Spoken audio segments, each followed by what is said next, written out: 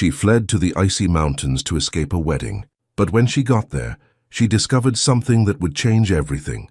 The biting wind of August 1879 whipped across the small station of Silver Creek, Colorado, carrying snowflakes that danced like ghosts around the solitary figure of Elizabeth Hartwell. Today I bring you a story that transcends time, a narrative about courage, true love, and the search for freedom, in an era when women were like birds in gilded cages. This is the journey of Elizabeth Hartwell, a young woman who dared to break the invisible chains of a society that wanted to mold her into something she could never be. Imagine for a moment, you are standing before a golden mirror, wearing silks you did not choose, about to promise your life to someone who sees you as nothing more than an ornament. What would you do? Elizabeth chose freedom, even knowing it meant leaving behind everything she knew, an escape that would change not only her destiny, but also that of everyone around her. Where are you joining us from today? Write your city in the comments. I love knowing this story will reach hearts from so many diverse places.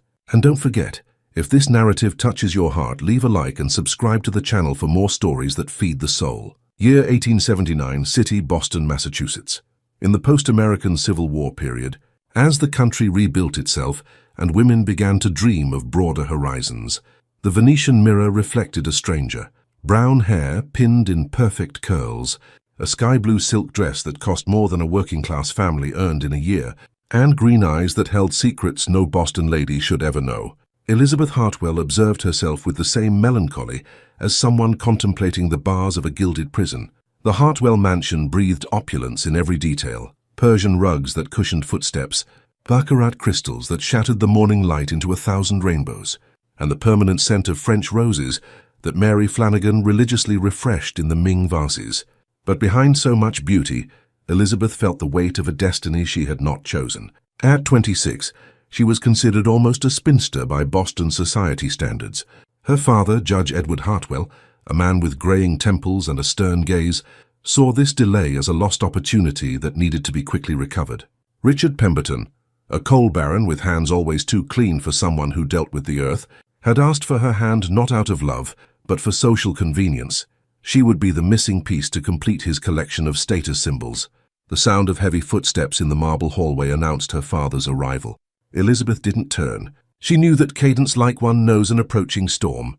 "Elizabeth," the deep voice echoed through the room. "Your mother would have been proud to see you so well positioned in society." Elizabeth touched her mother's pearl brooch, the only object that still connected her to memories of genuine tenderness.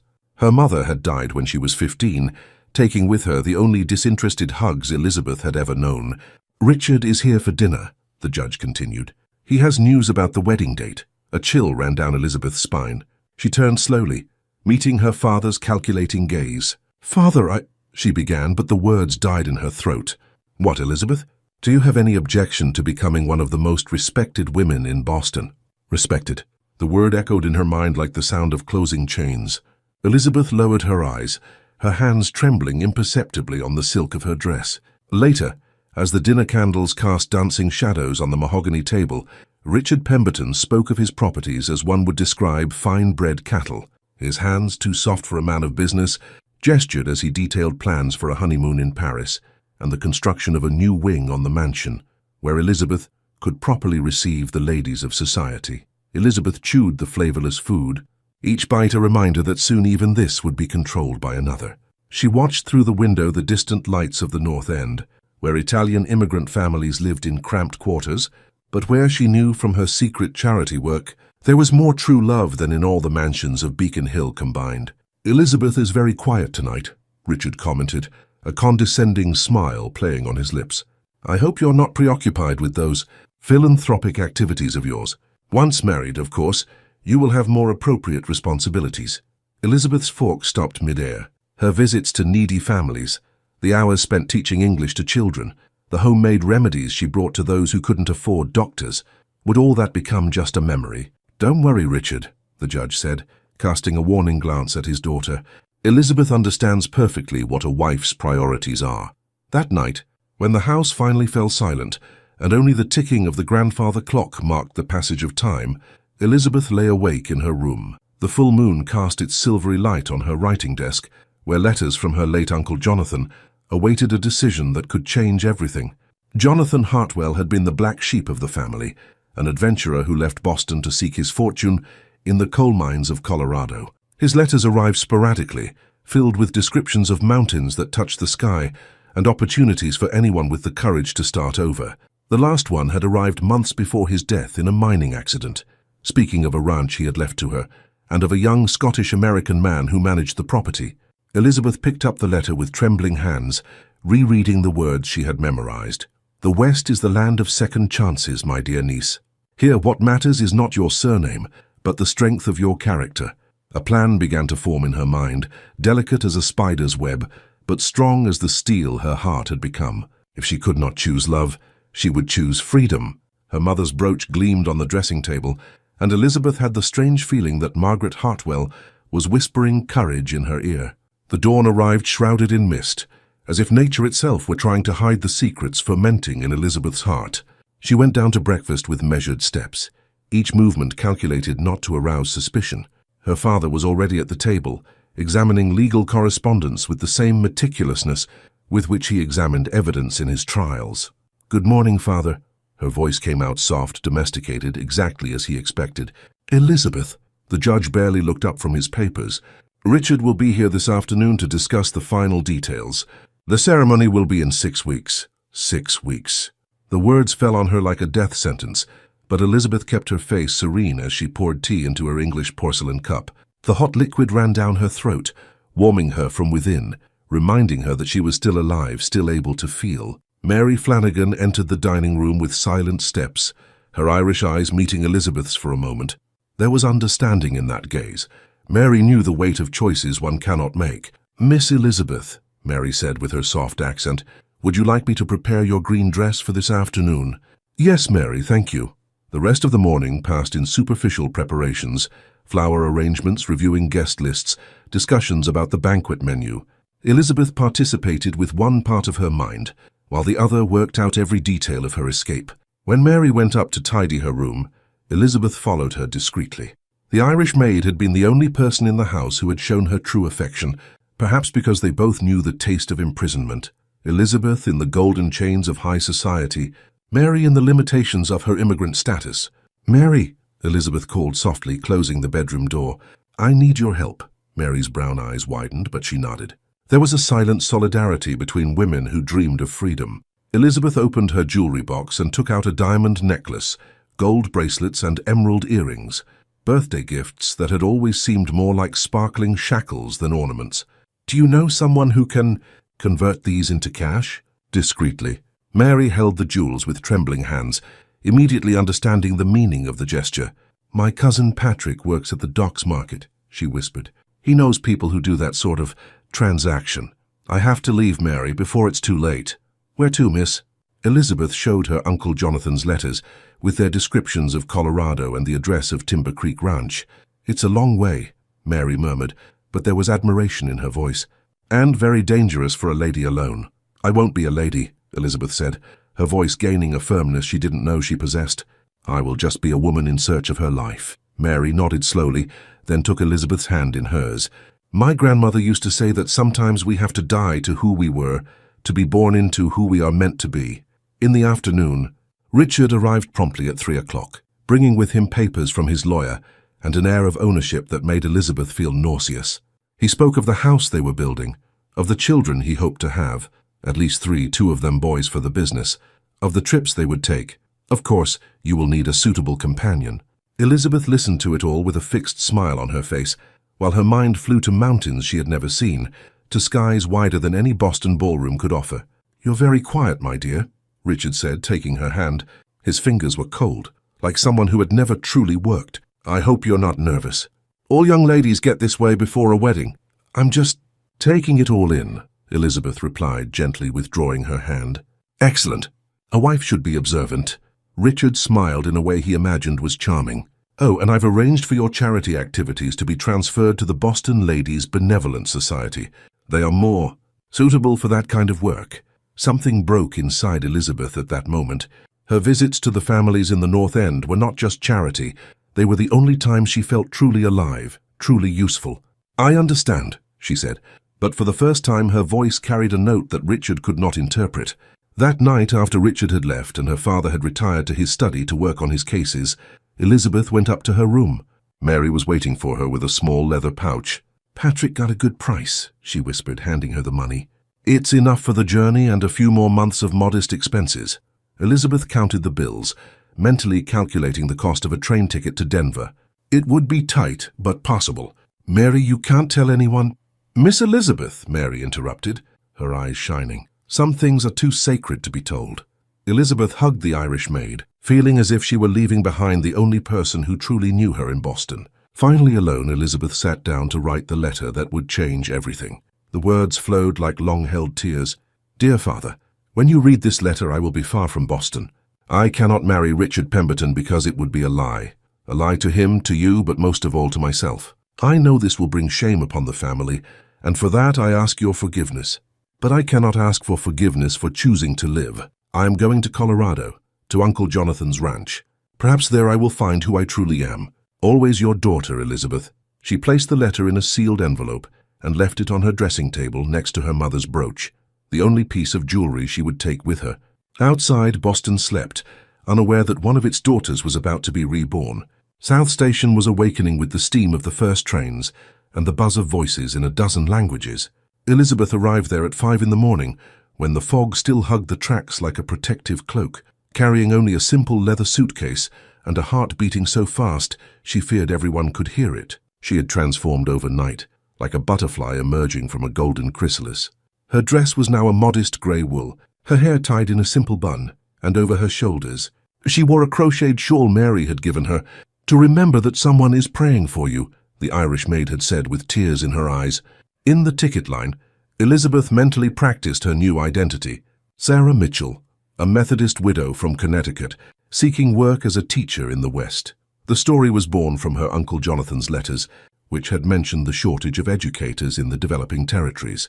"Next," shouted the man behind the counter, a fellow with grey whiskers and metal-rimmed glasses. "1 ticket to Denver, please," said Elizabeth, or rather Sarah, in a firm voice. "First or second class?" Elizabeth calculated quickly. First class would draw unnecessary attention. Second class would mark her as someone trying to appear to be what she was not. "Third class, please." The man studied her for a moment, a young woman alone without servants or companions. In Boston, this was almost a scandal, but in train stations, stories like hers were more common than one might imagine. $22. The train leaves at 7:15. 5-day journey, with stops in Springfield, Albany, Buffalo, Chicago, Omaha, and Cheyenne. Elizabeth handed over the money, noticing that her hands no longer trembled. It was as if, in abandoning her identity as Elizabeth Hartwell, she had also abandoned all the fears that identity carried. The train was an imposing creature of iron and steam, panting at the platform like a tamed dragon. Elizabeth found her seat in a modest car with wooden benches and small windows, but it offered something that no room in the Hartwell mansion ever had: the promise of movement, of change, of possibility. Next to her sat an Italian woman with 3 small children, all with enormous, curious eyes. Across the aisle, a middle-aged man read the Bible, his lips moving silently in prayer. Elizabeth felt for the first time in her life a part of common humanity, no longer a museum piece in a gilded display case.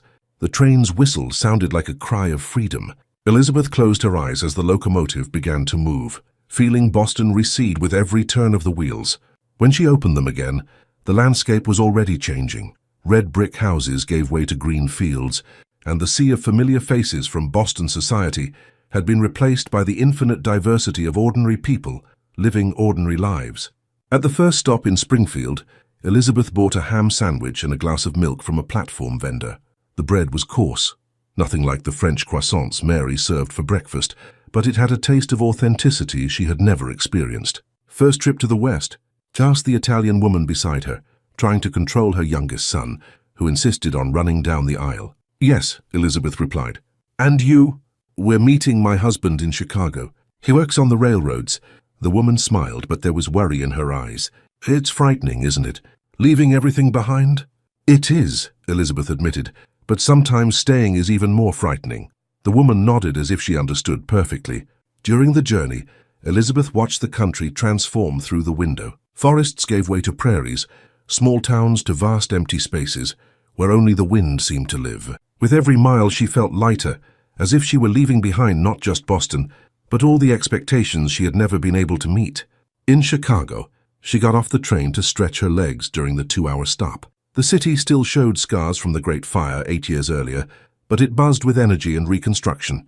Men of all nationalities worked side by side, carrying bricks, erecting scaffolds, building a new city on the ashes of the old. Elizabeth walked through the makeshift streets, breathing in the air that smelled of burnt wood and renewed hope. Here, she realized, no one cared about her lineage or her social connections. What mattered was what you were willing to build with your own hands. Back on the train, now heading west through lands that seemed to have no end, Elizabeth took from her bag the Methodist hymnal she had bought to support her false identity. But as she opened it, she found that the words spoke directly to her heart. Amazing grace. How sweet the sound that saved a wretch like me. I once was lost, but now am found, was blind. But now I see. Perhaps it wasn't just a disguise, she thought. Perhaps it was a prophecy. As the train approached the Rocky Mountains, Elizabeth felt she was traveling not just through space, but through time, leaving behind the century of rigid conventions and heading toward a future where she could write her own story. On the last night of the journey, as the stars shone with an intensity she had never seen in polluted Boston, Elizabeth touched her mother's brooch and whispered a promise to the wind, coming through the slightly open window. I will find out who you would have wanted me to be, Mother, and I will have the courage to be that person. The train continued its journey through the night, carrying dreams and hopes toward the mountains that would soon reveal themselves on the horizon. The dawn in Colorado was a symphony of colors that no Boston painter had ever dared to imagine. Elizabeth pressed her face against the train window, watching the Rocky Mountains emerge from the morning mist like sleeping giants awakening to a new day. The snow-covered peaks glowed pink under the first rays of the sun, and the air that entered through the half-open window carried a freshness that made her lungs expand as if they were tasting oxygen for the first time. The small station of Silver Creek appeared on the horizon like a tiny dot against the immensity of the mountains. It was little more than a wooden platform, a baggage shed, and a small house that served as the railway company's office. But for Elizabeth, it represented the gateway to a completely new life. When the train stopped with a sigh of steam, only 3 passengers disembarked. Elizabeth, a nervous-looking merchant, who immediately headed for a waiting wagon, and a miner in dust-covered clothes, who was greeted by a woman and 2 children. Elizabeth remained on the platform, her suitcase at her feet, looking around for someone who could be Daniel Macready. According to her Uncle Jonathan's letters, Dan was a reliable man who had been taking care of the ranch since Jonathan's death and had agreed to host the widowed teacher arriving from Connecticut. Miss Sarah Mitchell? Elizabeth turned and found a tall, broad-shouldered man with dark brown hair touched by premature strands of grey. His eyes were a deep brown, like the rich earth she could smell in the air, and in them was a seriousness that spoke of someone who knew both the joys and sorrows of life. A thin scar ran from the right side of his neck and disappeared under his flannel shirt, and his hands, large and calloused, spoke of years of honest work. Mr. Macready. Elizabeth extended her hand, surprised by the firmness of her own grip. Dan, just Dan. He smiled, and the smile completely transformed his face, revealing a kindness his serious features concealed. Welcome to Colorado, Miss Mitchell. I hope the journey wasn't too tiring. It was. Revealing, Elizabeth replied, choosing her words carefully. Dan picked up her suitcase without ceremony and led her to a simple but well-maintained wagon, pulled by 2 bay horses that seemed to know every stone on the path. The ranch is about an hour from here, Dan explained as he helped Elizabeth onto the wagon. I hope you don't mind the road being a bit bumpy, Elizabeth almost laughed.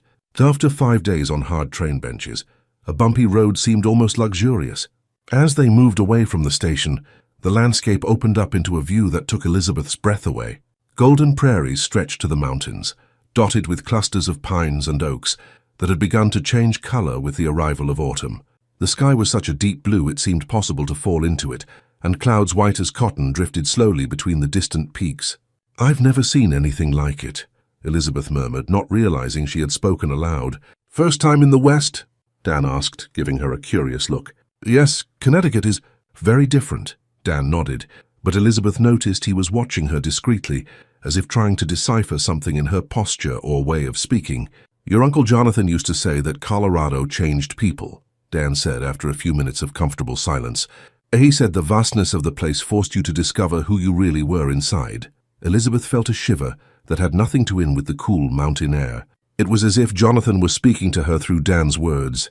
"Did you know him well?" she asked. "Jonathan saved my life," Dan said simply. "Literally. And he gave me a second chance when I needed it most."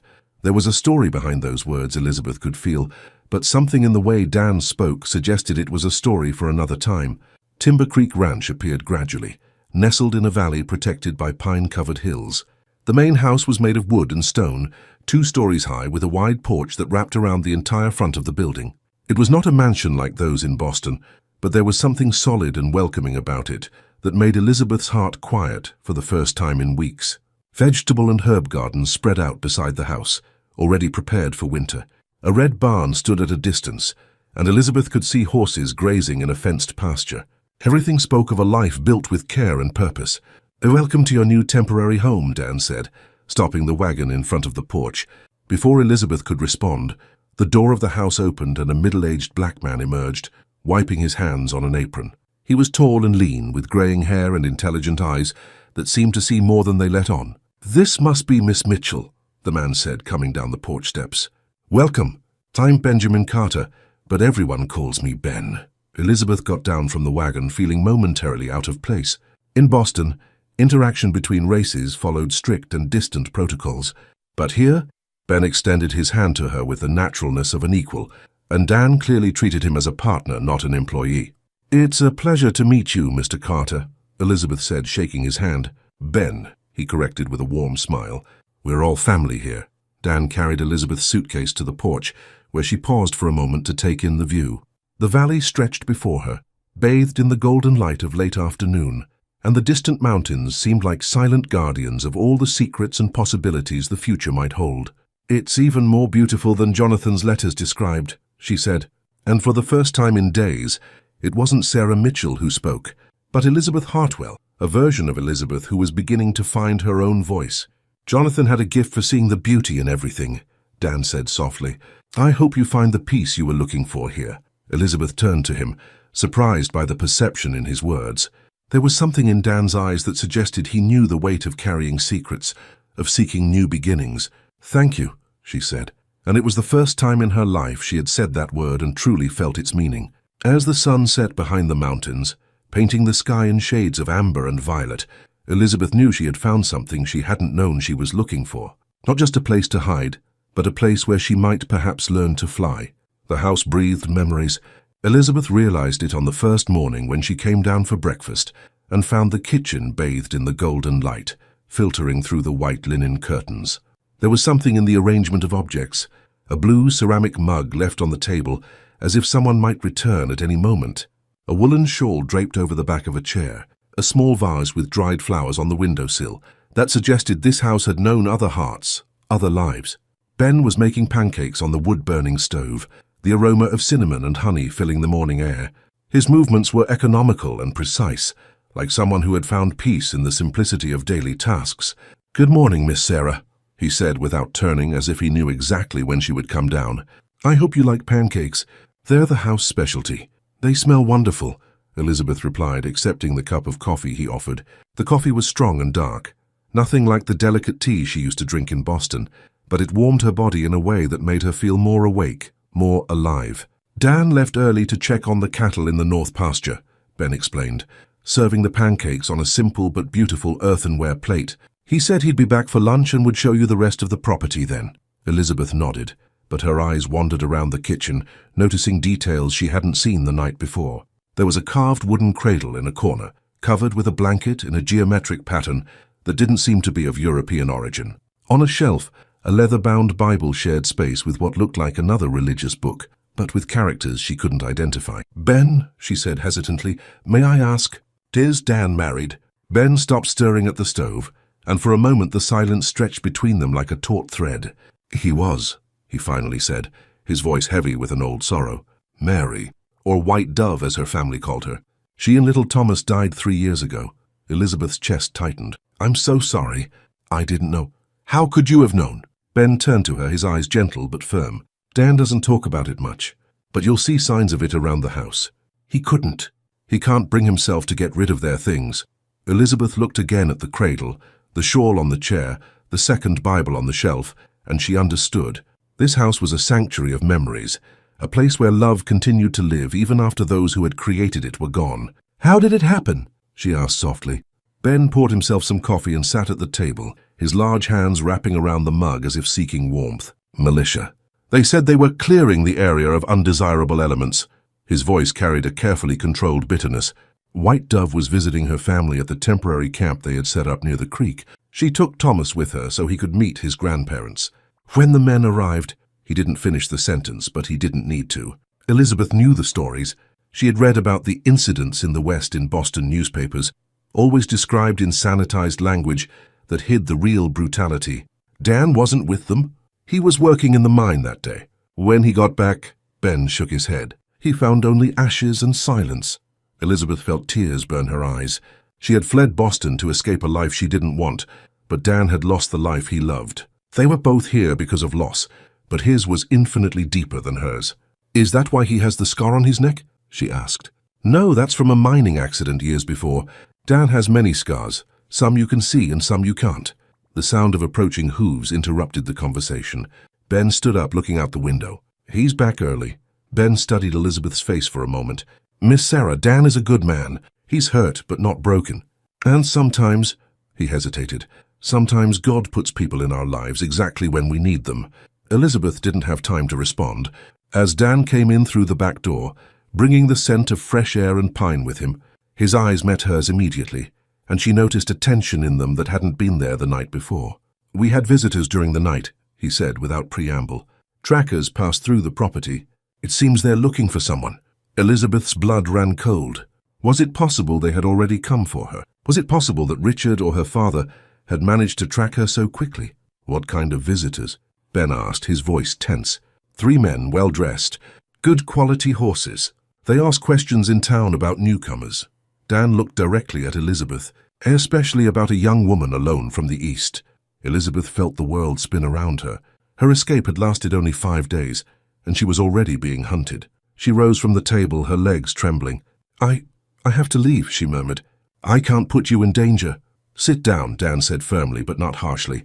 "You're not going anywhere until we talk." Elizabeth sat down, her hands shaking as she held her coffee cup. The liquid had grown cold, but she drank it anyway, needing something to do with her hands. "Miss Mitchell," Dan said, pulling a chair to sit opposite her, "I think it's time you told us who you really are." The snowstorm arrived like a white blanket that covered the valley in absolute silence. Elizabeth watched from the living room window as huge flakes fell from the grey sky, transforming the world outside into something magical and unreal. It was only September, but in the Colorado mountains winter came whenever it pleased, without asking permission from the calendar. Dan had lit a fire in the stone fireplace, and the flames danced, creating shadows that played on the wooden walls. Ben had retired early, claiming he needed to check the barn before the snow got too deep, but Elizabeth suspected he wanted to give her and Dan the privacy they needed for difficult conversations. "Looks like we won't be going anywhere for the next few days," Dan said, poking the embers with an iron poker. "This snow could last until tomorrow night." Elizabeth nodded, feeling a mix of relief and apprehension. The snowstorm protected her from the men who were looking for her, but it also left her cornered with the questions she had seen in Dan's eyes since morning. "Dan," she said softly, "about what you said earlier today, about me telling you who I really am." He turned to her, dropping the poker and settling into the worn leather armchair across from the sofa where she was sitting. The firelight gilded his face, softening the lines of worry around his eyes. "I've noticed a few things," he said gently. "Your hands are too soft for someone who's worked as a country school teacher. You know about medicine. I saw how you examined the cut on the horse's leg yesterday, with knowledge you don't learn from school books. And there's the way you speak." Elizabeth looked down. "What about the way I speak?" "Formal education, classical. You quoted Virgil in Latin when you first saw the mountains. How many country school teachers know Virgil?" Elizabeth felt her cheeks flush. She had been careless, letting fragments of her true education slip out. "And besides that," Dan continued, "Sarah Mitchell, if she really were a Methodist widow from Connecticut, would know that Methodists don't make the sign of the cross before meals. Catholics and Episcopalians do. People raised in high society Episcopalian homes do."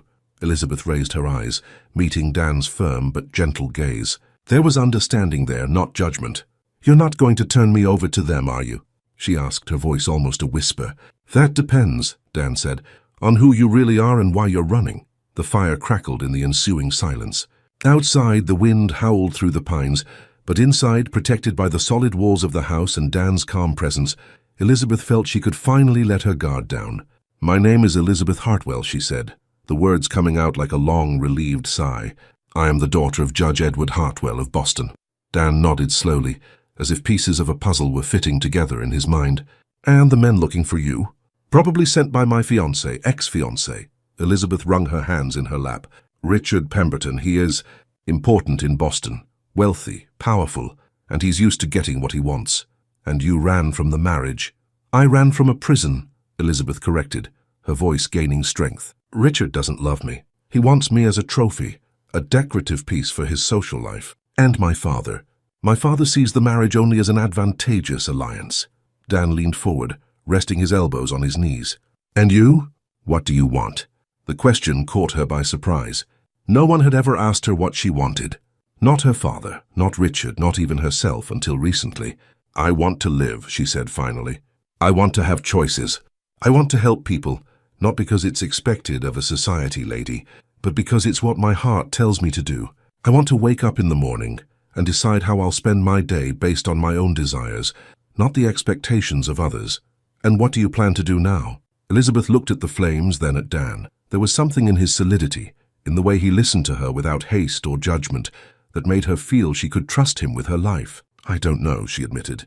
"I was hoping I could stay here until I had a plan. Uncle Jonathan left the ranch to me, so technically," she hesitated, "but I don't want to put you in danger. If Richard sent men after me—" "Richard Pemberton," Dan interrupted, and there was a strange note in his voice. "The coal tycoon? You know him?" Dan stood up and walked to the window, watching the snow continue to fall. "I know of him by reputation. His mining companies aren't known for their kindness to their workers." There was something else in his voice, something Elizabeth couldn't identify. "Dan?" She stood and went to him. "Is there something you're not telling me?" He turned to her, and in the firelight his eyes seemed to carry the weight of painful memories. "Pemberton's companies provided equipment and funding for the militia groups that killed my family." Elizabeth's world stopped. The connection between her past and Dan's was a wound she had unknowingly helped to create. "Oh God," she whispered, bringing her hands to her face. "I didn't know. I never knew where Richard's money came from. I never asked." "How could you have known?" Dan said softly, echoing the words Ben had used that morning. "You were as much his prisoner as my family was his victim." Elizabeth felt hot tears stream down her face. "I'm so sorry. I'm so very sorry." Dan moved closer, his large, calloused hands gently touching her shoulders. "Elizabeth," he said, using her real name for the first time, "you are not responsible for the crimes of others. Not your father's and not Pemberton's. But I was willing to marry him. Doesn't that make me complicit? Were you willing, or were you being forced?" Elizabeth looked up to meet his eyes. There was understanding there and something more, a tenderness that made her feel that maybe, just maybe, she could find not only refuge here, but redemption. "Thank you," she whispered. "For what?" "For not hating me." Dan smiled, and it was the first genuine smile she had seen from him since she arrived. "Elizabeth Hartwell," he said, "I think you and I have more in common than you know. We're both here trying to escape who we were forced to be. Maybe we can find out who we really are together." Outside, the snow continued to fall, burying the past under a white blanket and offering the promise of a renewed world when the storm passed. The dawn after the snowstorm revealed a transformed world. Elizabeth woke to the sound of silence, a silence so deep it seemed almost solid, broken only by the occasional fall of accumulated snow from the pine branches. From her bedroom window, she saw a valley covered in an immaculate white blanket, where every tree looked like a crystal sculpture against the clear blue sky. When she went down to the kitchen, she found Dan and Ben talking in low voices over a letter Dan held in his hands. They both looked up as she entered, and the expression on their faces made her heart race. "It came with yesterday's mail before the snow," Dan said, holding the letter out to her. "Addressed to Miss Sarah Mitchell." Elizabeth immediately recognized the expensive paper and the Pemberton family crest at the top. With trembling hands, she opened the envelope and read, "Dear Miss Mitchell, I have learned from reliable sources that a young woman matching the description of my missing fiancé may be staying at your property. Elizabeth Hartwell disappeared from Boston under concerning circumstances, and her family is desperate for news. I'm offering the sum of $750 for information leading to her safe return to Boston. I will be in Denver for the next few days and can travel immediately upon receiving any information. Respectfully, Richard Pemberton. Elizabeth let the letter fall onto the table, her legs feeling weak. $750 was a fortune to most people, more than many ranchers earned in 2 years. "He's in Denver," she murmured. "He's close." Ben poured coffee for everyone, his movements deliberately calm. "The good news is the snow has closed all the roads. No one is getting in or out of here for the next few days." "But when the snow melts—" Elizabeth didn't finish the sentence. Dan folded the letter carefully and put it in his shirt pocket. "When the snow melts, you will no longer be Sarah Mitchell," he said firmly. "And Richard Pemberton will find out that hunting someone in Colorado is very different from hiring detectives in Boston." Elizabeth looked at him in surprise. "What do you mean?" "I mean you're not alone in this." Ben nodded in agreement. "And there are territorial laws that can protect you, if we know how to use them." Dan stood up and went to a drawer from which he pulled a detailed map of the region. He spread it on the table, pointing to several areas marked with small X's. "These are safe places," he explained. "Families we know, who can hide someone if needed. And these," he pointed to other symbols, "are lookout points where we can get warnings of approaching strangers." Elizabeth studied the map, realizing it was much more elaborate than a simple ranch map. "You've done this before." "Hidden people. We do what's necessary," Ben said simply. "There are a lot of folks around here who need second chances. But why would you help me? You barely know me." Dan folded the map and looked her directly in the eye. "Elizabeth, you said last night that you want to live, that you want to help people. Well, here's your chance. This isn't just about hiding you from Pemberton. It's about joining something bigger." "What kind of something?" Ben and Dan exchanged a look, a silent communication that spoke of years of mutual trust. "There's a network," Dan began carefully, "of people who help others escape difficult situations. Indigenous families displaced by the railroad expansion, workers exploited by mining companies, women fleeing forced or abusive marriages." "Like the Underground Railroad?" Elizabeth asked, referring to the secret network that had helped slaves escape to the north before the Civil War. "Something like that," Ben confirmed. "But out here in the West, the dangers are different, and so are the people who need help." Elizabeth felt something stir in her chest, not fear, but a strange excitement. Her whole life in Boston, she had felt she was wasting her days on social trivialities, while all around her real people faced real problems. "What would it involve?" she asked. "First," Dan said, "we need to establish your legal identity here. As the rightful heir to Jonathan's ranch, you have rights that Pemberton can't easily contest. Second, we need to teach you practical skills, how to really live and work in the West, not like a visiting lady. And third," Ben added with a smile, "you need to decide if you're ready for a life where comfort comes after purpose." Elizabeth looked out the window at the snow-covered mountains. In Boston, she had had every comfort imaginable but no real purpose. Here in a simple house with 2 men she had known for only a few days, she felt more alive than she ever had before. "There's one condition," she said finally. Dan and Ben waited. "I want to learn real medicine. I saw how you cared for the injured horse, how you treat small wounds. If I'm going to help people, I want to be useful."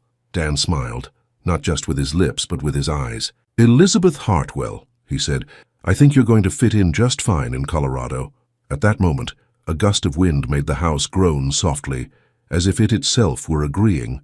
And Elizabeth, for the first time since she had arrived, felt that she might have found not just a refuge, but a home. 3 weeks later, as the first golden leaves of autumn began to fall like tears of gold upon the valley, Elizabeth woke to a sound she didn't expect to hear: horses' hooves on the road leading to the ranch. Many hooves at a determined and steady pace. It was still dark, that pale hour before dawn when the world exists only in shades of grey. Elizabeth dressed quickly and went downstairs to find Dan already in the kitchen, watching from the window with a grim expression. "How many?" she asked softly. 5 riders. 2 stayed at the entrance to the property. 3 are coming up." Ben entered through the back door, having come from the barn where he had gone to check the horses. "Red Hawk brought a warning during the night," he said. "They've been in Silver Creek since yesterday asking questions, offering money." Elizabeth's stomach tightened. Red Hawk was a young Arapaho man who served as one of the contacts for the protection network, carrying messages between the various families and hideouts in the mountains. "Is it Pemberton?" she asked, though she already knew the answer. "Yes, and he brought legal documents." Dan stepped away from the window. "Elizabeth, there's something you need to know. Pemberton claims you are legally married." "What?" Elizabeth felt the world spin. "That's impossible. Apparently your father signed some documents on your behalf." A marriage by proxy, something like that. I don't know if it's legal, but he has papers that say it is, Ben completed gravely. Elizabeth leaned on the table, feeling nauseous. The thought of being legally tied to Richard, even from a distance, made her skin crawl. What do we do? She asked. Dan checked his gun, a revolver Elizabeth had only seen once, kept in a desk drawer. You'll go to the hiding place in the cellar, he said. Ben can take you through the back passage. I'll receive them. No. The word came from Elizabeth with a firmness that surprised her. I'm not going to hide like a frightened child. Elizabeth, no, Dan, all my life I've run from confrontation. Let others make decisions for me. If Richard wants to take me back, he'll have to convince me face to face. Ben and Dan exchanged worried glances. Elizabeth, Ben said gently, men like Pemberton don't usually take no for an answer. Then it's time he learned. The sound of the horses was closer now. Elizabeth could hear men's voices, the creak of saddle leather, the snorting of the animals after the morning ride. Dan sighed, recognizing the determination in her eyes. All right, but we follow my plan. You are my wife, a partner in the mining operation. That will give you legal protection as a married woman and property rights. But it's just a sham, Elizabeth, but a sham that might save your life. 3 loud knocks on the door echoed through the house. Dan took a deep breath, straightened his shoulders and went to answer. Elizabeth stayed in the kitchen, but positioned herself where she could see the front door. Ben remained by her side, his silent presence offering support. Dan opened the door, and Elizabeth saw Richard Pemberton for the first time in over a month. He was impeccably dressed even after the journey, his dark suit without a wrinkle, his hair perfectly combed. Behind him, 2 men who looked like private detectives flanked the entrance. Mr. Macready? Richard's voice was polite, but it carried an authority that expected immediate obedience. Yes, I am Richard Pemberton from Boston. I believe my wife is staying on your property. Elizabeth saw Dan stiffen almost imperceptibly. Your wife? Elizabeth Hartwell Pemberton. She suffered a nervous episode and left Boston without informing her family. We are very concerned about her mental health. The implication was clear and calculated. If Elizabeth were declared mentally unstable, Richard could legally make decisions for her. I'm afraid you're mistaken, Mr. Pemberton, Dan said calmly. My wife's name is Elizabeth Macready. Richard smiled, but it was a smile as cold as the mountain wind. Ah, yes. I heard about your charade. Very creative, I must admit. But I have documents here that prove Elizabeth Hartwell is my legal wife, married by proxy, signed by her father. He gestured, and one of the detectives stepped forward with a leather briefcase. I also have a court order from the territory of Colorado authorizing me to retrieve my wife and take her back to Boston for proper medical treatment. Elizabeth's blood ran cold. Richard had thought of everything, used every connection, every law to his advantage. Dan examined the documents, his expression revealing nothing. Impressive documents, he said finally, but I'm afraid there's a small problem. What problem? Dan stepped aside from the door, and Elizabeth appeared at his side. She saw the flash of triumph in Richard's eyes when he saw her, followed immediately by something darker when he noticed how she had changed. Elizabeth was no longer the porcelain doll from Boston. Her hands had calluses from work, her face was tanned by the mountain sun, and her eyes burned with a determination Richard had never seen before. The problem, Elizabeth said, her voice clear and firm, is that Elizabeth Hartwell is dead. Richard blinked, clearly not expecting that response. I buried that person a month ago, Elizabeth continued. The woman standing before you is Elizabeth Macready, wife of Daniel Macready, partner in the Timber Creek Mining Company, and a legal citizen of the territory of Colorado. That's ridiculous, Richard said, but Elizabeth caught a note of uncertainty in his voice. It's the legal truth, Dan said, producing his own papers. We have a marriage certificate, ownership documents for the mine, and witnesses to our union. Richard studied the documents, his confidence beginning to waver. Even if that were true, he said slowly, the marriage by proxy has temporal precedence. Ah, Elizabeth said, taking a step forward, but there's something your documents don't mention, Richard. Something that makes your supposed marriage completely invalid. And what would that be? Elizabeth smiled, and it was a smile that would have made her mother proud. The fact that you are already married. The silence that followed. Elizabeth's words were so profound she could hear the wind, whispering through the pines and the distant sound of water running in the creek. Richard Pemberton turned pale, his mask of control slipping for a moment before he managed to recompose it. That is a serious and false accusation, he said, but his voice had lost some of its previous authority. It is a documented truth, Elizabeth replied calmly. She had discovered this secret by chance, weeks before her escape, when Mary Flanagan had commented on rumors circulating among the servants of Boston's grand mansions. Dan looked at her with a mixture of surprise and admiration, realizing Elizabeth had kept this information as a card up her sleeve. "You married Margaret Williamson in 1876, Elizabeth continued, "in a private ceremony in New York. She died 2 years later, yes, but you never legally divorced because she died before the proceedings were finalized. Technically, Richard, you were still a married man when you tried to negotiate for me." One of the detectives behind Richard muttered something in his ear, clearly concerned about the legal implications. "Even if that were true," Richard said, regaining some of his composure, "it doesn't change the fact that Elizabeth needs to come home. Her family is worried." "My family," Elizabeth interrupted, "consists of my father, who sold me like cattle to seal a business deal, and you, a man who sees women as properties to be collected." She moved closer, and Richard involuntarily took a step back. "But let me tell you about my new family, Richard. Dan here lost his wife and child to the militia, funded by your mining companies. Ben over there is a war veteran who fights every day to build a dignified life in a country that questions his humanity.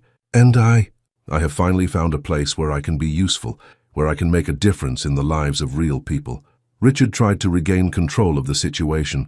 "Elizabeth, you don't understand the realities of the world. You need protection, structure. I need freedom," she said firmly. "And if you truly loved me, you would respect that choice." "Love?" Richard laughed, but it was a bitter sound. "Elizabeth, love is a luxury for people who can afford to ignore practical realities. I offered you security, social standing, comfort, a gilded cage, a respectable life." "Respectable to whom?" Elizabeth's voice rose, carrying years of pent-up frustration. "To men who make money from the blood of workers? To a society that measures a woman's worth only by her ability to adorn a man's arm?" Dan took a step forward, subtly placing himself between Elizabeth and Richard. "I think the lady has made herself quite clear, Mr. Pemberton. She's not going with you. And who's going to stop me?" Richard gestured to the two detectives behind him. "I have legal documents. Documents that have just been questioned on solid grounds," said a new voice. Everyone turned to see a tall, thin man approaching the porch. He wore a simple but well-cut suit and carried a leather briefcase. His graying hair was neatly combed, and there was a natural authority in his posture. "Judge Morrison," Dan said with evident relief. "Daniel, Miss Macready." The judge inclined his head respectfully toward Elizabeth. "I heard there were visitors making interesting legal claims around here." Richard straightened up, trying to recover his authority. "I am Richard Pemberton from Boston. I have documents here." "I've seen your documents, Mr. Pemberton. Curious documents, considering they include a marriage by proxy that was never filed in the state of Massachusetts and a court order based on testimony that the supposed wife is mentally incapacitated." Judge Morrison climbed the porch steps. "Imagine my surprise to discover that the woman in question is not only in full possession of her mental faculties, but is also an established legal property owner in this territory. That's impossible. On the contrary, Mr. Pemberton, Elizabeth Macready, formerly Hartwell, is the legal heir of Timber Creek Ranch, according to the duly registered will of Jonathan Hartwell. She is also a registered partner in the Timber Creek Mining Company and the legal wife of Daniel Macready." The judge smiled. "All the paperwork is in perfect order." Richard looked from Elizabeth to Dan, then to the judge, realizing he had been outplayed at his own game. "This can't be the end of it," he said, but the threat in his voice was fading. "Actually, it can and it will be," Judge Morrison said firmly. "And Mr. Pemberton, I suggest you refrain from making any more claims about proxy marriages, considering that a deeper investigation into your own marital arrangements might reveal interesting irregularities." Richard stood motionless for a long moment, realizing he had lost. His eyes met Elizabeth's one last time, and she saw there not love or concern, but the cold rage of a man accustomed to getting what he wanted. "This isn't over, Elizabeth," he said quietly. "Yes, it is," she replied calmly. "It was over the moment I chose to live." Richard turned sharply and descended the porch steps, his detectives following him. In a few minutes, Elizabeth heard the sound of the horses fading away, taking with them her past and all the chains that had once bound her. Dan placed a gentle hand on her shoulder. "How do you feel?" he asked. Elizabeth breathed in the clean mountain air, feeling for the first time in her life that she truly belonged to herself. "Free," she said simply. "Finally free." Winter came to Colorado like a silent giant, wrapping the valley in a white embrace that seemed eternal. Elizabeth had learned to love these months, when the world grew quiet and life focused on essential rhythms. The warmth of the fireplace, the aroma of fresh bread in the kitchen, the long night spent reading by lamplight as the wind howled outside like an ancient lullaby. It was December when Grandmother Willow arrived at the ranch. Elizabeth first saw her as a small stooped figure walking through the snow, carrying a carved staff and a worn leather pouch. Red Hawk accompanied her, his silent steps leaving parallel tracks to the elders in the virgin snow. Grandmother Willow, Dan explained as they watched her approach from the living room window, is one of the last guardians of traditional Arapaho medicine. She comes a few times a year to visit. Elizabeth understood that visit meant much more than social courtesy. In the months since Richard had left, she had learned about the complex network of people Dan and Ben helped: displaced indigenous families, injured and exploited miners, women fleeing desperate situations. Grandmother Willow was a crucial link in this chain of protection and healing. The elder climbed the porch steps with dignity, despite her advanced age. Her eyes, dark as moonless nights, studied Elizabeth with an intensity that seemed to see through skin to the soul. "So you are the one who came from the east," she said in carefully pronounced English, "the one Jonathan left to care for the land." "Yes, ma'am," Elizabeth replied, feeling strangely like a child being examined. Grandmother Willow smiled, transforming her wrinkled face into a map of kindness. "Jonathan spoke of you in his last days. He said you had the heart of a healer, but that you did not know it yet." Elizabeth felt a shiver.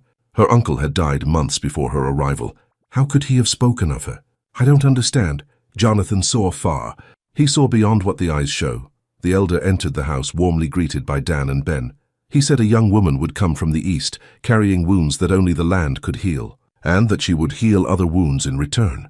Over the following days, Elizabeth watched Grandmother Willow work. The elder had brought with her a collection of herbs, roots, and knowledge that seemed to date back to the beginning of time. She taught about plants that grew in the mountains, which ones cured headaches, which ones helped with injuries, which ones calmed a troubled spirit. "Medicine is not just about the body," Grandmother Willow would say as she prepared a mixture of dried leaves. "It is about balancing everything: body, mind, spirit, place in the world." Elizabeth absorbed every word, every gesture. She discovered she had a natural aptitude for identifying plants and remembering their properties. Her hands, once soft from a life of privilege, had developed a sensitivity for feeling the texture of leaves, for mixing remedies in the exact proportion. "You have a gift," Grandmother Willow said one afternoon, watching Elizabeth prepare an ointment for Ben's aching joints. "Hands that know how to heal, a heart that understands pain. How can I have a gift? I've never truly studied medicine. True medicine does not come from books. It comes from connecting with life, with growth, with the cycles of the earth." The elder touched Elizabeth's chest over her heart. "The knowledge is here. Here it always has been." It was during a particularly heavy snowstorm in January that Elizabeth had her first real opportunity to test this knowledge. Red Hawk arrived in the middle of the night, carrying an injured miner on his back. The man had been in an accident at an illegal mine on the outskirts of Silver Creek.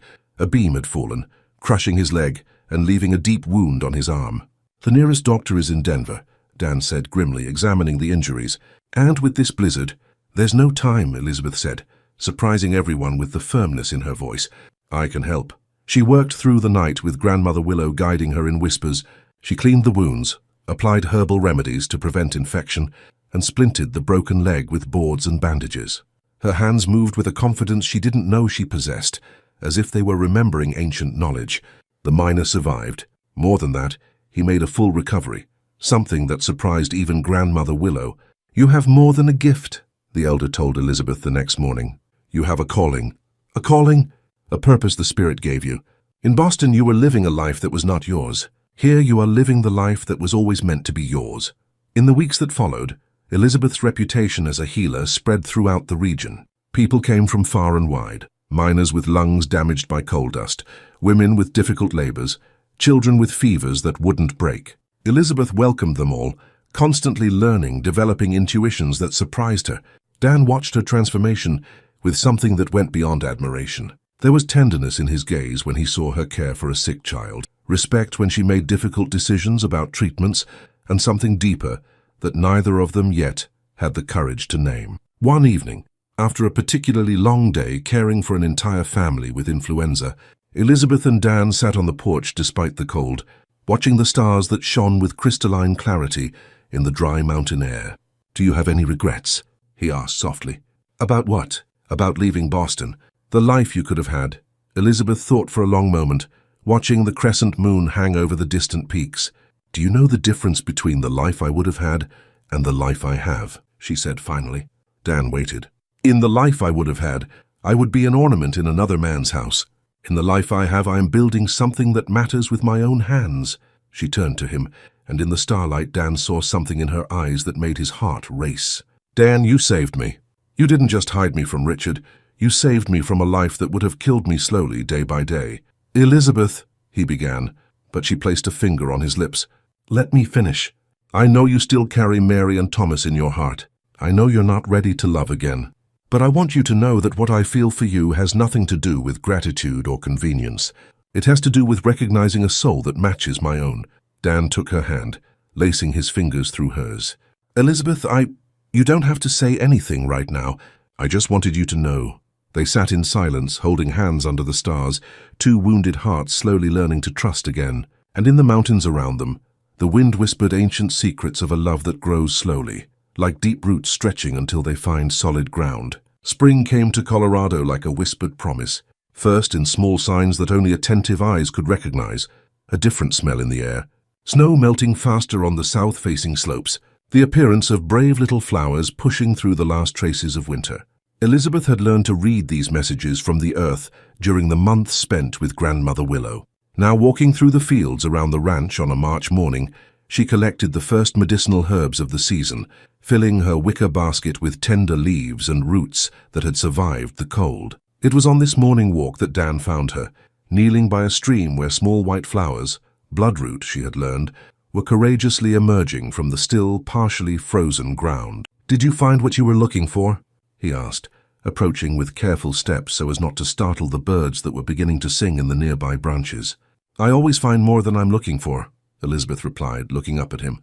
The morning sun lit up her face, highlighting the changes the months in Colorado had brought, golden freckles on her nose, laugh lines around her eyes, a serenity she had never possessed in Boston. Elizabeth, Dan said, and there was something different in his voice, a decision made.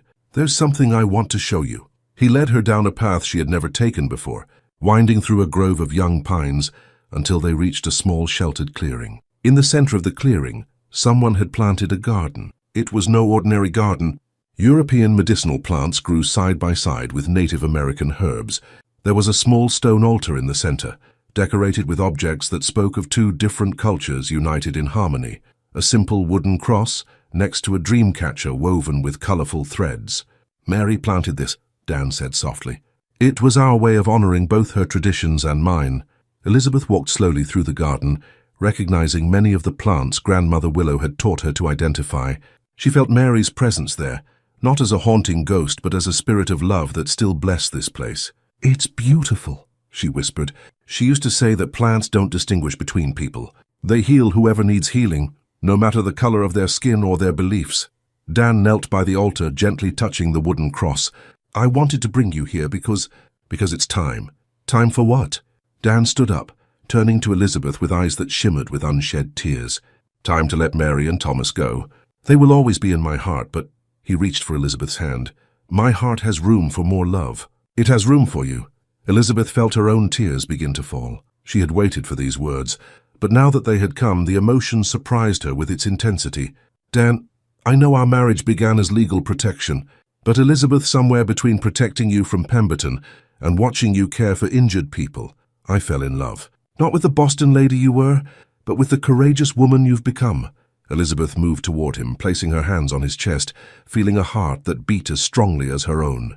I fell in love too, she said, with the man who taught me that kindness is not weakness, who showed me how to love a place, how to belong to something bigger than myself. Dan held her face in his hands, wiping her tears with his thumbs.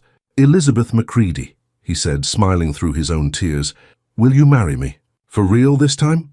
Yes, she answered, laughing through her tears. Yes, yes, yes. They kissed there in the sacred garden, with wild flowers blooming around their feet and the spring sun blessing their union. And Elizabeth knew with the certainty that comes from the heart that she had found not just love, but her true place in the world.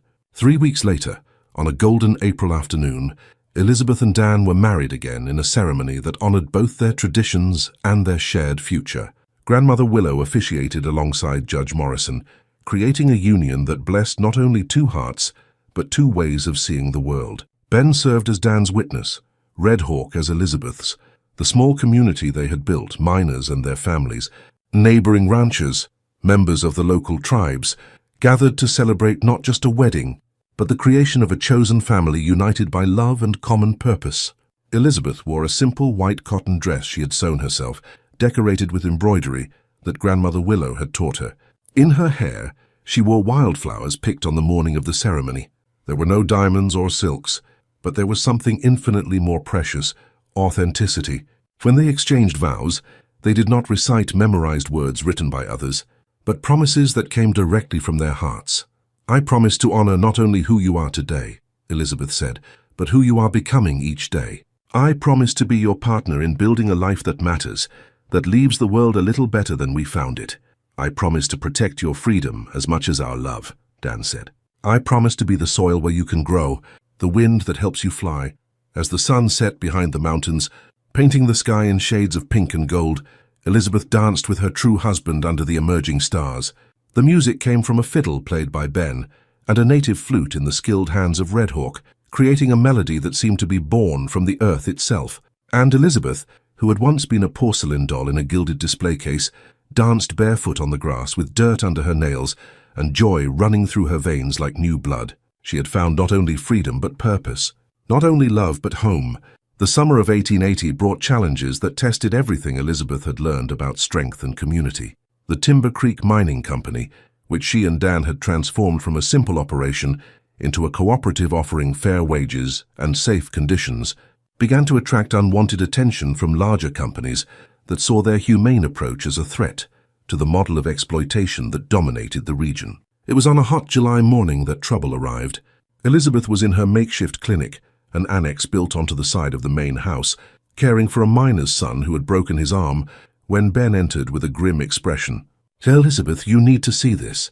Outside, a group of about 20 men had gathered in the main yard of the ranch. They were not local miners. Elizabeth knew them by name and story. These were men from out of town, with expensive clothes and attitudes that spoke of corporate authority. Dan was on the porch, talking with what appeared to be the leader of the group, a tall man with a well-trimmed mustache, wearing a suit that cost more than most local families earned in a year. "Mr. McCready," the man's voice carried the kind of politeness Elizabeth recognized from Boston. "I am Harrison Wells, a representative of the Continental Mining Corporation. We are interested in acquiring your operations." "It's not for sale," Dan replied simply. Wells smiled, but it was a smile that didn't reach his eyes. "Everything is for sale, Mr. McCready. It's just a matter of price. We are prepared to offer a very generous sum." Elizabeth approached, standing beside Dan. She felt Wells's eyes examining her, calculating, categorizing. "And you must be the famous Miss McCready. I've heard about your interesting medical activities." There was something unpleasant in the way he said interesting, an implication that sent a shiver of danger down Elizabeth's spine. "Mrs. McCready," she corrected calmly. "And yes, I run a clinic for the local community." Fascinating. Though I am concerned that someone without formal medical credentials is practicing medicine. There could be legal implications. The threat was subtle but clear. Wells had done his homework. He knew exactly where to apply pressure. "Mr. Wells," Dan said, his voice hardening, "I think we've made our position clear. The property is not for sale." "I'll be direct then." Wells gestured to the men behind him. "Continental has contracts to supply coal for 3 new railway lines. We need all the production from this region. Your little operation is interfering with our plans." "Our miners are free to work where they choose," Elizabeth said. "If they choose to work with us, it's because we offer better conditions." "Ah, yes. Fair wages, humane hours, free medical care." Wells made each word sound like an insult. "Very noble, but economies don't run on nobility, madam. They run on efficiency. And what if our efficiency comes from treating our workers like human beings instead of equipment?" Dan asked. Wells laughed, a cold metallic sound. "Mr. McCready, you have until the end of the month to reconsider our offer. After that, well, accidents happen. Equipment breaks. People get hurt. It would be a shame if something were to happen to your pretty clinic, Mrs. McCready." Elizabeth felt anger rise in her veins like fire, but Dan placed a gentle hand on her arm, a silent warning. "We understand your position, Mr. Wells," Dan said calmly. "Now, if you don't mind, we have work to do. Wells studied them both for a long moment, then nodded to his men. As they were leaving, he turned one last time. "Oh, and Mrs. Macready, it might interest you to know that certain people in Boston are still very interested in news of you. People with considerable resources." After they left, Elizabeth and Dan stood in silence for a long time. Finally, Ben joined them on the porch. "They'll be back," he said simply. "I know," Dan said. "And next time they won't just come to talk." "What do we do?" Elizabeth asked. Dan looked at the mountains, then at the clinic where he could already see people gathering for the afternoon's appointments. "We do what we've always done. We protect our family, our community." That night they met with Red Hawk, Grandmother Willow, and several other members of the protection network. The plan that emerged from that meeting was bold and risky, but it was born from the same determination that had brought Elizabeth across the continent in search of freedom. "If Wells wants a war," Elizabeth said, "he's going to find out he underestimated who he's up against." In the weeks that followed, the community mobilized in ways that surprised even Elizabeth. Miners from other operations began to arrive, seeking the fair conditions that Timber Creek offered. Entire families moved to the area, building simple but solid homes, creating a network of mutual support. Elizabeth expanded her clinic, training other women from the community in basic health care. Grandmother Willow conducted workshops on traditional medicine, creating a synthesis of knowledge that benefited everyone. And when Wells returned at the end of July, with more men and more explicit threats, he found not a vulnerable operation, but a united community, prepared to defend not just their land, but their way of life. The real battle was just beginning. The final confrontation began one August morning, as the sun was still painting the mountains pink and gold. Elizabeth woke to the sound she had learned to fear, many horses approaching, at a fast and determined pace.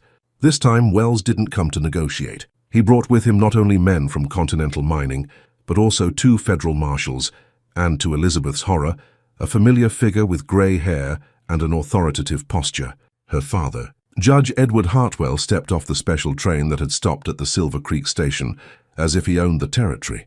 Even from a distance, Elizabeth could see the cold determination in his eyes, the same expression he wore in court when he was about to deliver a sentence that would change lives forever. "Elizabeth," Dan murmured, watching the approach through the window, "you don't have to face him."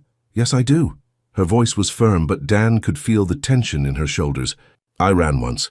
This time I will stay and fight."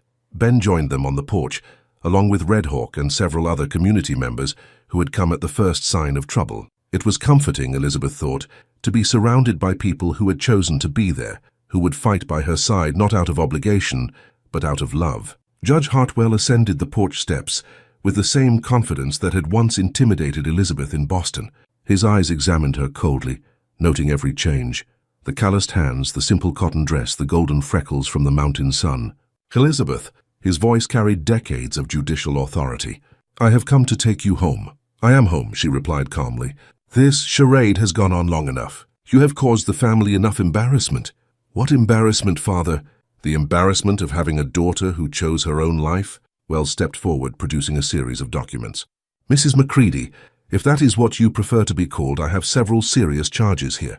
Practicing medicine without a license, operating a business without the proper territorial permits, and," he paused dramatically, "questions regarding the legality of your marriage."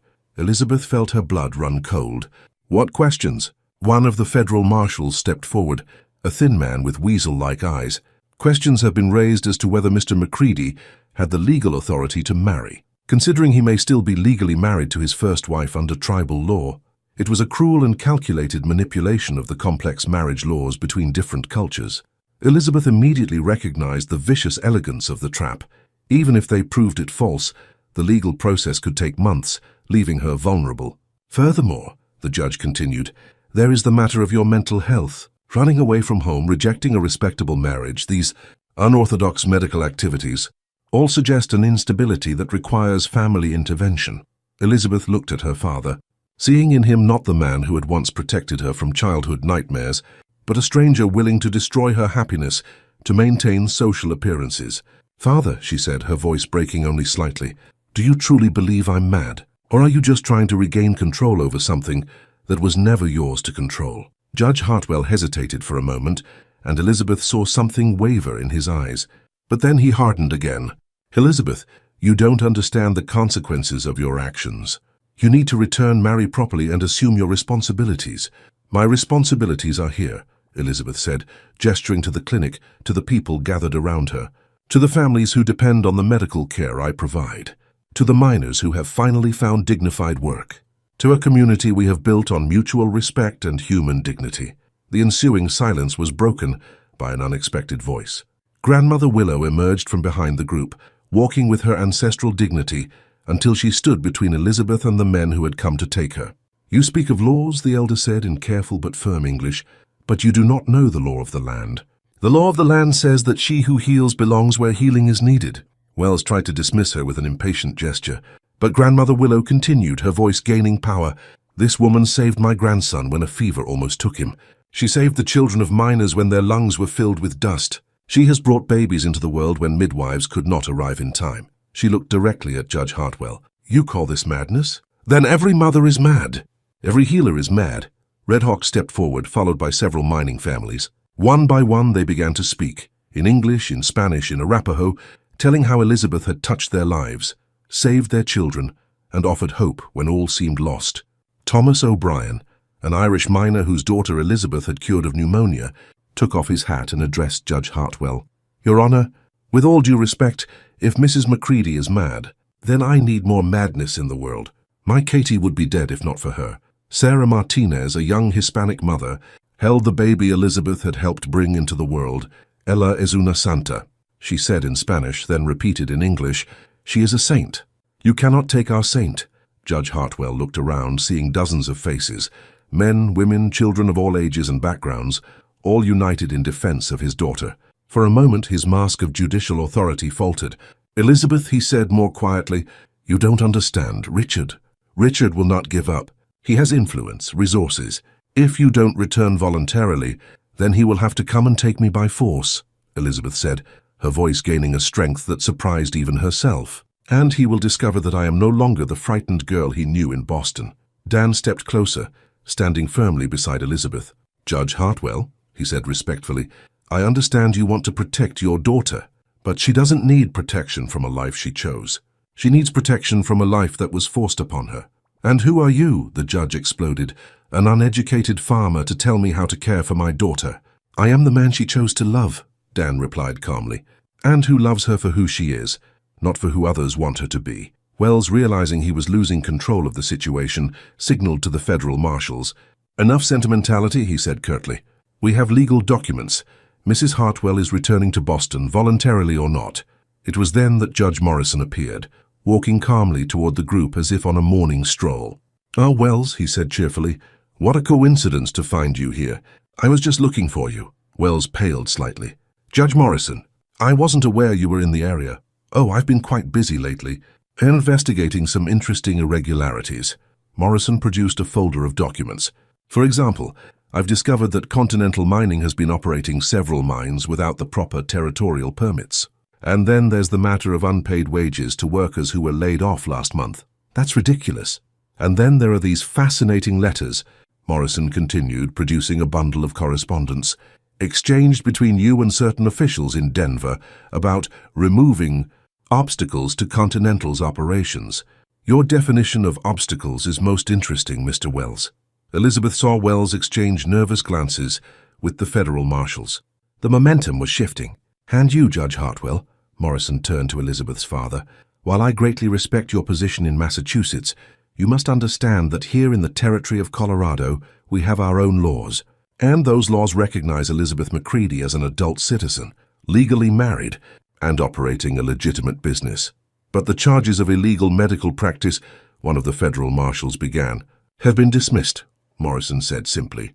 The territory has a very specific policy regarding medical care in rural areas.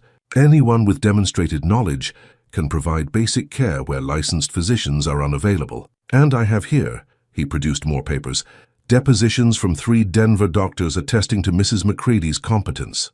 Elizabeth felt tears of relief burn her eyes. Morrison had anticipated every move, protected every flank. Wells, realizing he had lost, made one last attempt. This isn't over. Continental has had resources, Morrison corrected. I'm afraid several of your operations are now under federal investigation for various violations. I suspect you'll be very busy with lawyers in the coming months. Judge Hartwell looked at his daughter for a long moment. Elizabeth saw in him the conflict between the father who perhaps still loved her and the man who could not accept that she had grown beyond his control. "Elizabeth," he said finally, his voice laced with a sadness she had never heard before, "if this is truly your choice—" "It is, father. It is my choice." He nodded slowly, then turned and walked back to his carriage without another word. When the last of the horses had disappeared down the dusty road, Elizabeth turned to the community that had gathered to defend her. She saw smiling faces, eyes shining with tears of joy, arms extended in celebratory hugs. But more than that, she saw family. Not the family blood had given her, but the family her heart had chosen. Dan wrapped her in his arms and she let herself cry, not from sadness but from relief, from gratitude, from overflowing love. "It's over," he whispered in her ear. "No," she said, looking up at the mountains she now called home. "It's just beginning." 2 years later, summer of 1882, Elizabeth Macready was kneeling in her medicinal garden when she heard the first cry. It wasn't the cry of pain she knew so well from the clinic, but something different, sharper, more urgent, more new. She stood up quickly, wiping the dirt from her hands on her apron, and ran to the house where Margaret O'Connor, the wife of one of the younger miners, had been in labor for nearly 12 hours. "It's a boy," shouted Sarah Martinez, who had become Elizabeth's assistant in the most difficult births. "A strong, healthy boy." Elizabeth entered the room just as Sarah placed the baby, cleaned and bundled, into his exhausted but radiant mother's arms. The moment never failed to move her, that magical instant when a new life emerged into the world, bringing with it infinite possibilities. "He's perfect," Margaret whispered, tears streaming down her face as she examined each of her son's tiny fingers. "What will you name him?" Elizabeth asked, checking the mother's vital signs with the competence that 2 years of constant practice had refined. "Jonathan," Margaret said with a smile, "in honor of the man who brought you to us." Elizabeth felt her heart tighten with emotion. Her uncle would have been proud to know his name would be carried by a new generation, born in freedom. When she left the O'Connors to rest, Elizabeth stepped out onto the porch and found Dan waiting for her with a cup of tea and that smile that still made her heart race after all these months of true marriage. "Another one?" he asked, wrapping her in his arms. "Another one," she confirmed, breathing in the scent of pine and wildflowers that had become synonymous with home. "The 17th baby since we arrived." 17th? Dan laughed. "We'll have to expand the school soon." The school. Elizabeth smiled at the thought of the small wooden building they had erected the previous year, where she now taught not only the community's children, but also adults who had never had the chance to learn to read and write. "Ben said 3 more families arrived this week," Dan said, pointing to the new homes dotting the valley. "Miners from a closed operation near Denver. They heard about our working conditions." The Timber Creek Cooperative had grown far beyond their original dreams. What had started as a small coal mine had transformed into a thriving community that attracted workers from all over the region, not just for the promise of fair wages and safe conditions, but for the chance to live with dignity, to raise children in a place where a person's worth wasn't measured by the color of their skin or their origin. "And Grandmother Willow?" Elizabeth asked. "How is she reacting to the newcomers?" "Says she dreamed of them weeks ago," Dan laughed. "That the land told her more healers would come." Elizabeth smiled. The Arapaho elder had become not only her mentor in traditional medicine, but a sort of adoptive grandmother to the entire community. Her wisdom and stories united people from completely different backgrounds into one chosen family. "Dan," Elizabeth said, nestling deeper into his arms, "sometimes I still can't believe this is real. That we've managed to build something so beautiful." "You managed it," he corrected, kissing the top of her head. "You planted the seeds for all of this when you had the courage to choose who you wanted to be." Elizabeth thought of the woman she had been in Boston, silent, obedient, living a life borrowed from other people. It felt like a previous life, as if it belonged to someone else entirely. "I have news," Dan said softly. "A letter arrived from Denver today." Elizabeth pulled back slightly to see his face. "What kind of news?" Dan smiled, but there was a deep emotion in his eyes. "The territory is offering to officially incorporate our community, to recognize Timber Creek as a town, and—" he paused. "They want you to be the first official doctor of the region." Elizabeth felt the world spin. An official doctor would mean legal recognition of everything she had fought for, validation of all the knowledge she had acquired through years of practical study and Grandmother Willow's guidance. I don't have a formal medical degree." "You have something better," Dan said firmly. "You have 2 years of experience saving lives. bringing babies into the world, healing injuries that city doctors said were impossible to heal. You have the respect of an entire community. Elizabeth looked around the valley she now called home. She saw the clinic they had expanded 3 times, the school where children from different cultures learned together, the simple but dignified homes where families were building better futures. "And if I accept," she said slowly, "it means other women can follow the same path. That other Elizabeths trapped in gilded cages can discover they have wings." Exactly. At that moment, Ben appeared from the barn, waved to them and shouted, "Elizabeth! There's a young woman at the station asking about work as a teacher. Says she came from Chicago after reading about our community in the newspaper." Elizabeth and Dan exchanged knowing glances. History was repeating itself, but this time with a different ending. "Looks like our family is growing again," Elizabeth said, already heading into the house to grab her shawl and go meet the newcomer. As she walked down the dusty road toward Silver Creek, Elizabeth reflected on the journey that had brought her here. She had left Boston fleeing a life that was not her own. She had found in Colorado not just freedom but purpose, not just love, but a way to turn her own healing into healing for others.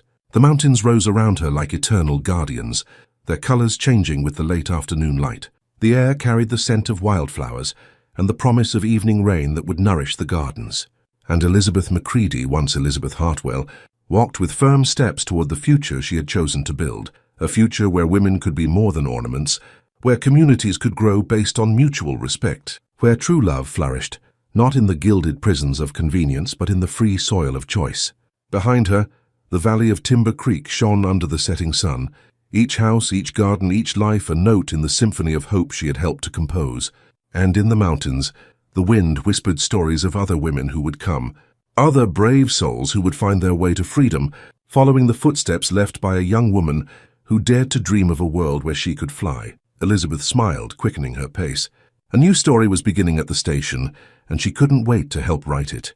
In the end, she discovered, true freedom wasn't about running from who you were, but about having the courage to become who you always knew you could be.